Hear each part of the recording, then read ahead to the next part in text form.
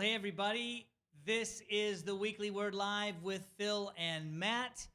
And Hello. we are in a whole different situation here.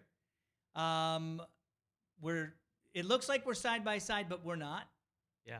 We are 6 feet apart because, as you can see, there's a six-foot table in between us. We measured it. Right.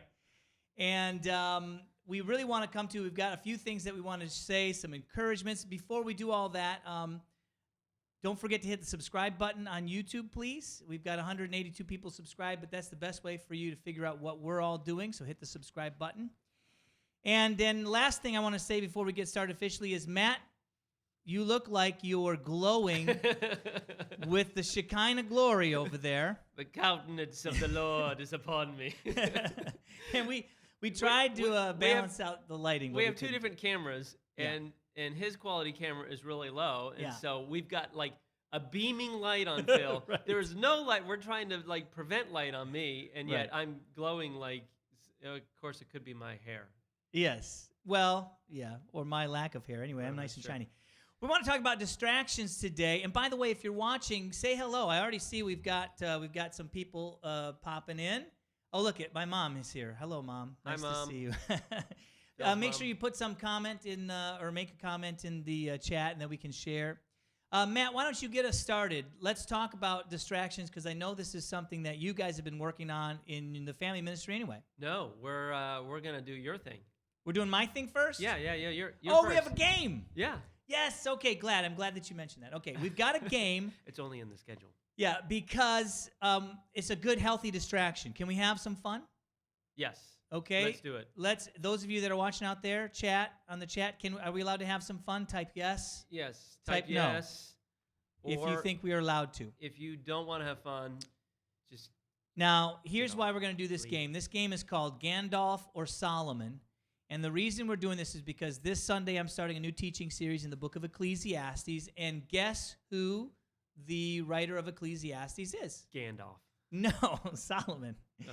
So we're going to do this, and you guys are all going to be playing against Pastor Matt, okay? So this is a very simple game. It's going to be easy. All you've got to do is determine whether the following quotes are quotes that were said by Gandalf or quotes that are said by Solomon. Should be pretty easy, right, Matt?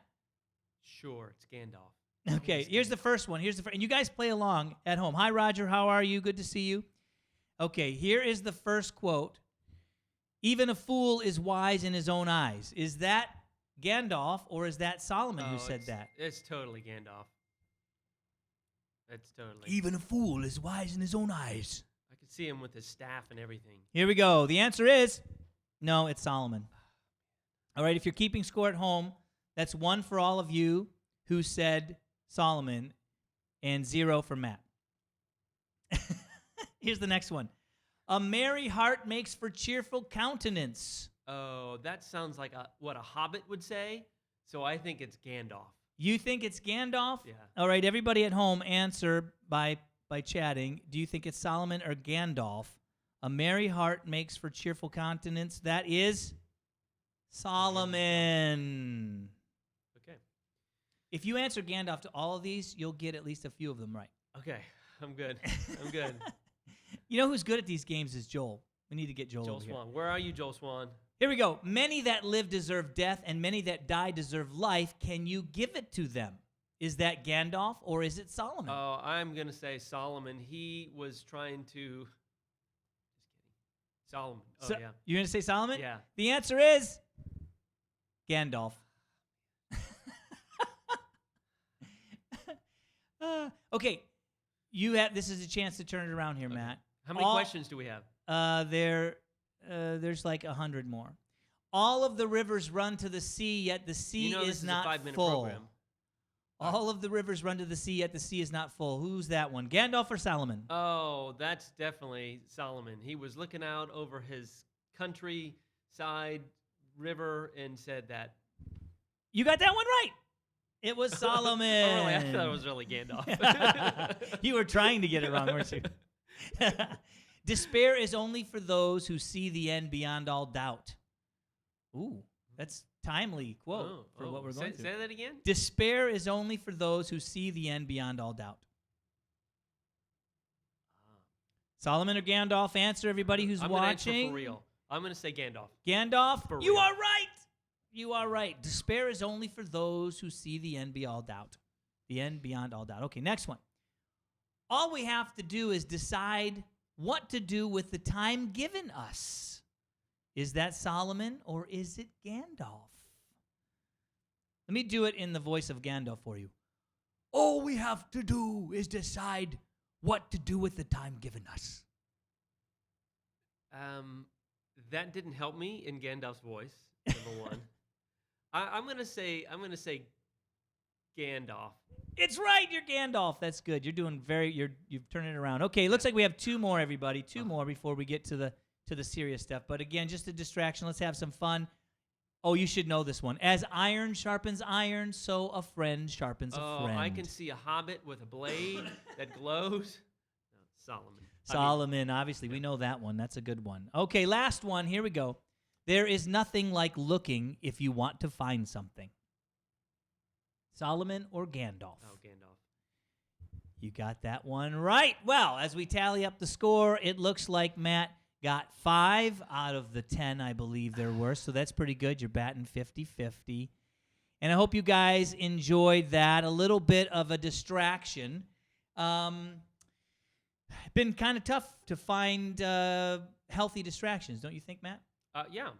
Well, and some of it is you kind of have to determine what you want to focus on.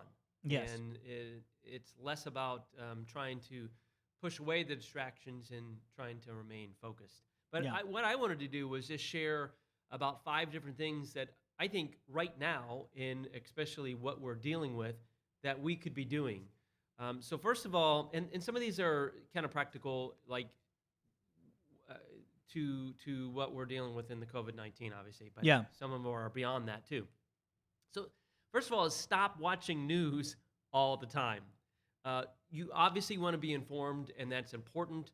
What my wife and I do is we tend to just only watch the live updates, the live news conferences that they put on, instead of the 24-hour news cycle on your favorite TV channel, whatever that would be. I would say try and just use the time wisely. And then it also helps with parents out there to kind of tell your kids, look, I'm going to watch this important 30-minute thing or update, whatever, and then get off. So they're not seeing you just encased in this news cycle that is only, possibly drawing, more fear and bringing it into your household. So step number 1, Stop watching all the news. Stop watching news all the time. Yeah, obviously be informed, but we tend to watch just the news update conferences. Like I believe there's one in Seminole that's doing right now at 2 It's o'clock. happening right now. Yeah. The other one is check the status of your kids.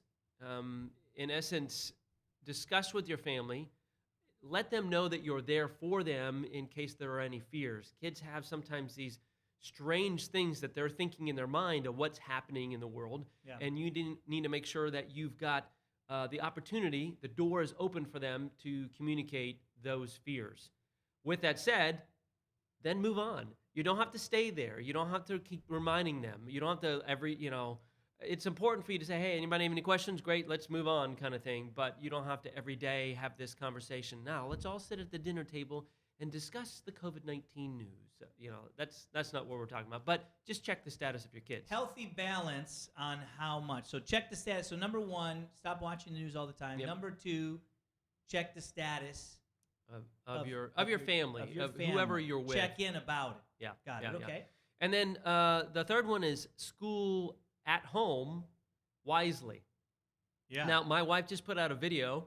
We'll put that video in the link below after this, but she's got 5 tips to school at home, which is different than homeschooling. So many families homeschool, and now some of you are now introduced to schooling at home because the teachers are giving you content and you have to do that at home. One of the things that my wife shared is you're not schooling for 8 hours, okay?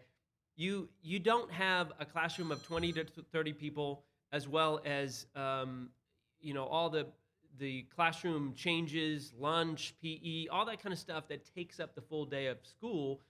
You're at home and you just have, 1 or 2 or 5 or 10 kids. I don't know how many kids you have. But you don't have all that stuff in the way, so you don't have to school that much. And my wife gives some kind of parameters of what you could be looking at from certain ages, and 1 hour to 3 hours to 5 hours, etc. So Yeah. take a look at her video, but just school at home wisely. School at home wisely, and there are a lot of good resources. And can I just throw this out there, just because my wife's a teacher Yes. as well? Like, She's got great stuff. well, you're not gonna, this is a short-term thing, and the best you can do is the best you can do. So Right. I think keeping a good attitude, you're not going to become teacher of the year overnight, probably. No. No. No, and that's what my wife is actually putting together another video on 5 tips for creating routine at home Oh, nice. for your school day, to kind of help frame that a little bit. Okay. All right, so that's the Number third 3. one. The fourth four. one is don't stay online all day. Just because you're stuck at home and you still need to manage your online consumption, basically. All of us need to do that. Actually, in Building Strong Families, we're talking about dangers and distractions, which seems like, I was talking to Phil the other day, I said, yeah, it kind of seems like that's void because all we're doing is online. When his comment was, and I agree, no, actually, it's still relevant right now because we can be overindulgent in our online intake at the moment. And so it just means that we can't be on 24/7. Go jump on some other, distractions outside, doing things, that There's kind some of thing. safe distractions that I'm going to talk about that a little bit with my thing, but Yeah, ways that you can still be safe but not be in front of a screen. right. Okay. And that's my fifth one, which kind of, leads into that, which is allow boredom. It's okay to be bored. What? I know, I know. I mean, think about when we were all, those who are 40 and above. Typically, we go, yeah, we used to play a lot outside a whole lot, and we would go get whatever was laying on the ground, and we would go in the field. I sound like, like I'm ancient or something, but we would go out in Mr. Lumsden's field in Brandon, where we would go in the woods and go hang out and build forts and all that kind of stuff. It's amazing what your kids could potentially create. Give them some room time. All of us probably could use some room time at home because we're all cooped up together. We're typically in the same room. Whereas, look, everyone, even parents, need to go have some room time. Find some stuff on Amazon that you can do together or by yourself: painting, coloring, books, puzzles, Legos, and again, that includes parents. Parents, if you need to steal your kids' Legos and go hide out in the bathroom, it's okay. Do some creative things. I think people are actually, it's interesting because if there is some bit of a positive sort of side to this, I think people are, having to force themselves out of their comfort zones. I've been seeing people like riding their bikes and Just- jogging outside and stuff like that. When I went to go hang up the banner that we have on the front of our property, which has the Life Point Live on there, there were 5 people that walked by that I have, I've been out there many a times hanging a banner, Yeah. and 5 people that, families, units, and individuals that were walking by, Yeah.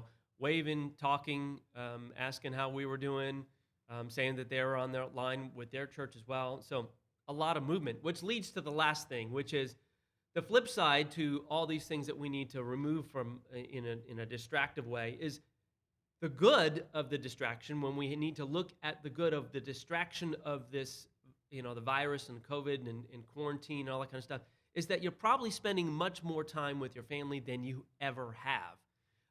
Again, seeing families walking more in our neighborhood, in the neighborhood here at the church, riding bikes more. And if you aren't creating a sense of fear and panic in your house, then your kids are probably enjoying you a lot more. And Wait, if you're creating a sense of if panic, you're not if creating, you're not if you're not creating a sense sense of fear and panic in your home, then your kids are probably enjoying this a whole lot more. Matter of fact, your kids won't want this time to end. They'll be like, oh, we have to go back to normal.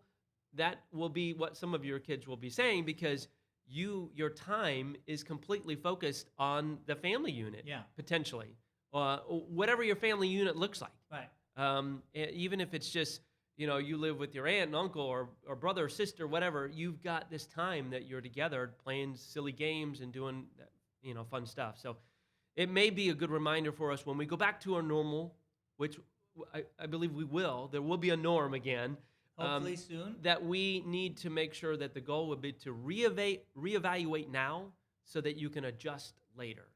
Well, that's I think an important thing. I was talking with somebody, and the big question a lot of people always have is, did God send this? Why is He allowing this? And Right.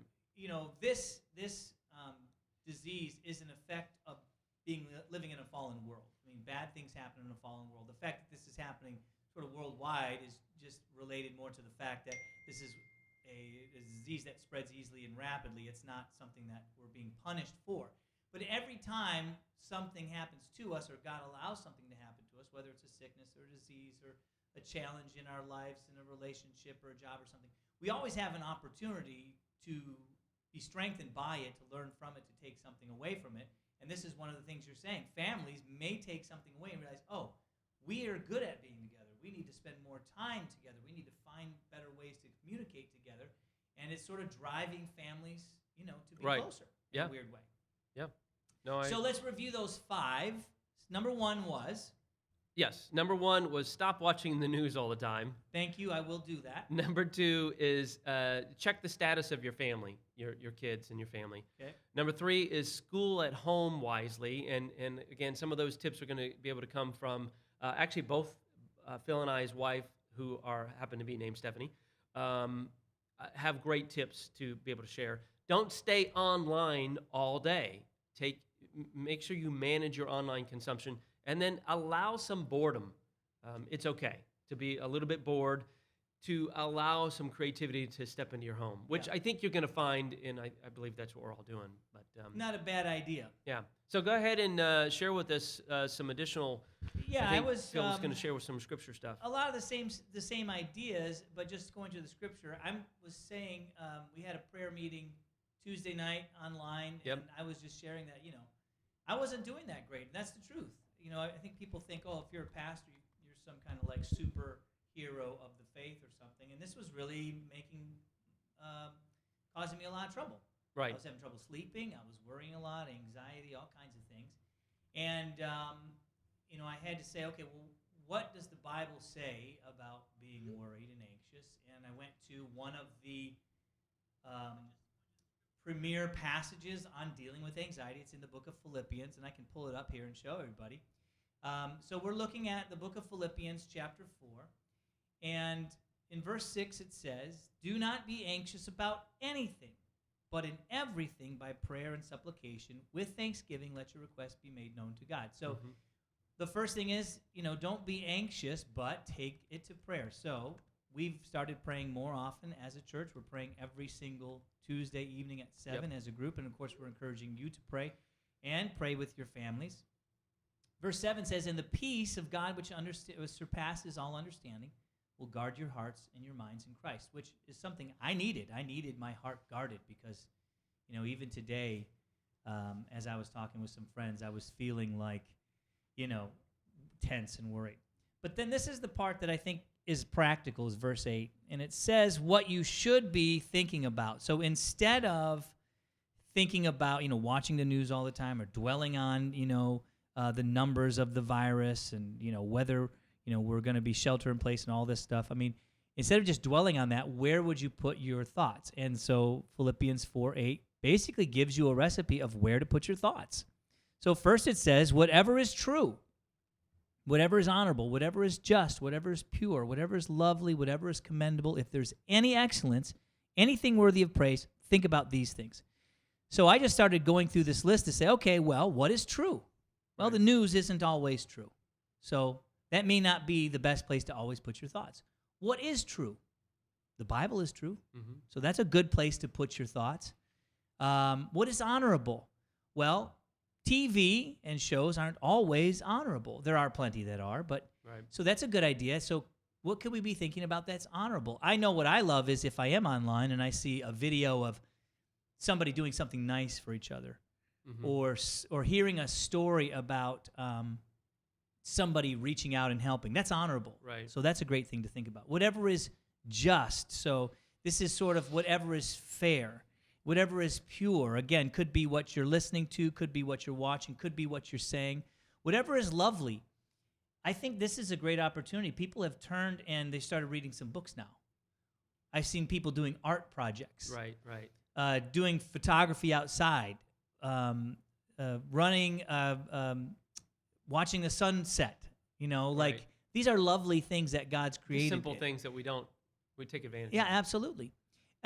Whatever is commendable, sort of like what we said before. What's happening with people? I know, for example, even right now, we have some people that are coming to the campus from another church, and they're going to record their church service here. And just all of the churches coming together to solve this crisis, that's commendable, isn't it? Yeah. That's something that's great. If there's any excellence, anything worthy of praise, think about these things. So here's my challenge for you guys out there. Take this Bible verse and list these different characteristics that he listed, right? The truth, honorable, just, pure. List those on a piece of paper, and then next to those, put something that you would describe as one of those attributes.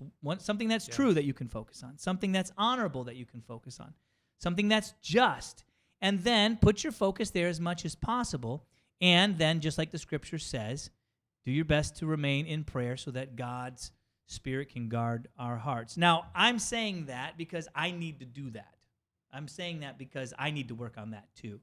And so you guys are welcome to hold me accountable on how I'm doing. But that's just my little encouragement. And those are all words that are not just for this time, but Yeah, of course. normal times that quite honestly, we should have been practicing all that time Yes. for a time such as this. Yeah. But and we this- don't, and so that's what happens. Is sometimes they were forced to,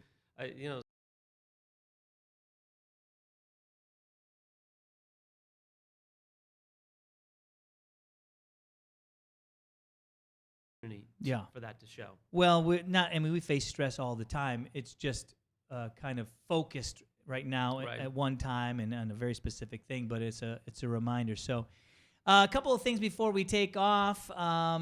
We are planning on doing our live service on Sunday, of course, at 10, but you have something special Friday that you wanted to share with So everybody. Friday, that's tomorrow at 2 p.m. Watch online. It's not gonna be live, but you'll see a video that will be posted on Facebook and our YouTube channel and those kind of things. We'll get it out to you so you can see that. And it will be our Life Point at Home. So you're gonna be hashtagging certain things during the week Okay. between this Friday and next. Hashtag Life Point at Home. And you'll be able to watch the video, and it'll kind of be a challenge, a fun challenge that you can do at your house with your family. Doesn't matter if you're single or no kids, whatever, your pet, whatever. You're going to be able to do these things online, and then you can either take a photo or a video, whatever works for you, and then throw that on wherever the channel is. So Yeah. typically most people put it on Facebook, and then send some of us to us. We'll show you how to do that, and then we'll showcase some of these on Sunday morning. Yeah, during we're this going to little show segment. some of these Yeah. during the service on Sunday morning, just as a part of the community. I think that's all we've got. Yep. Guys, thanks for watching. Those of you who tuned in, for those of you that are watching later, thanks for watching. Don't forget to pray. Don't forget to pray for our leaders, for our medical teams out there. And we look forward to seeing you online. And we'll catch you later. God bless. See ya.